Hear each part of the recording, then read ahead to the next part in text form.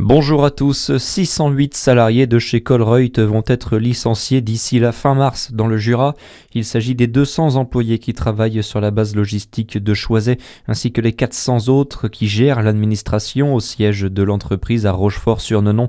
Contrairement à la plupart des magasins Colruyt qui seront repris par l'enseigne Intermarché, Carrefour, Leclerc et la coopérative U, les deux sites du Grand Dolois ne sont pas concernés.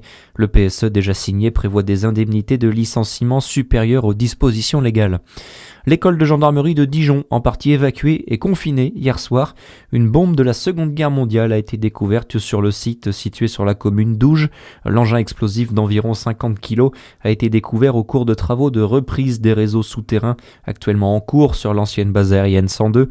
Des démineurs de Colmar sont arrivés sur place vers 19h hier soir pour procéder à 2 opérations de déminage.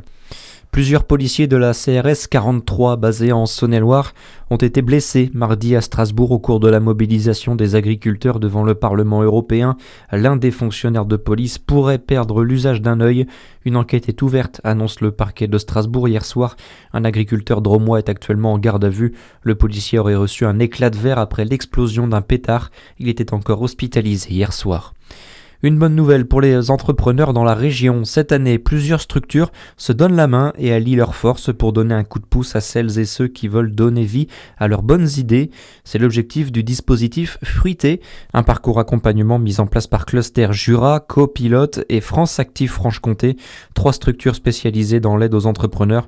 Lorraine Dutch est référente du dispositif pour le Cluster Jura. Selon elle, c'est un moyen de faire synergie pour plus d'efficacité. On s'est associé du coup avec eux pour vraiment avoir, on va dire, une plus grosse force de frappe sur tout le territoire. Et en fait, chacun avec ses spécificités. Sur le financement, par exemple, de projets, la coopération et copilote, qui permet à des entrepreneurs d'avoir un statut de salarié.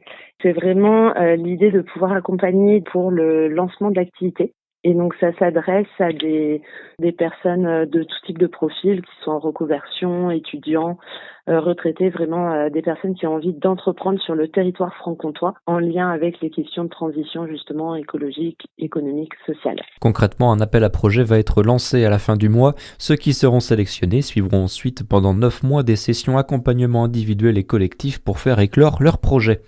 Dans le reste de l'actualité, une première victoire pour les agriculteurs. Les eurodéputés ont voté hier pour saisir la Cour de justice européenne sur la validité du traité de libre-échange avec le Mercosur, une saisine qui pourrait retarder la ratification de l'accord. Et puis les sports et la victoire des joueuses du DFCO hier après-midi en Coupe de la Ligue. Les Dijonnaises ont battu Reims 4-0 et terminent en tête de leur poule. Très bonne journée sur Fréquence Plus. À suivre, c'est votre météo.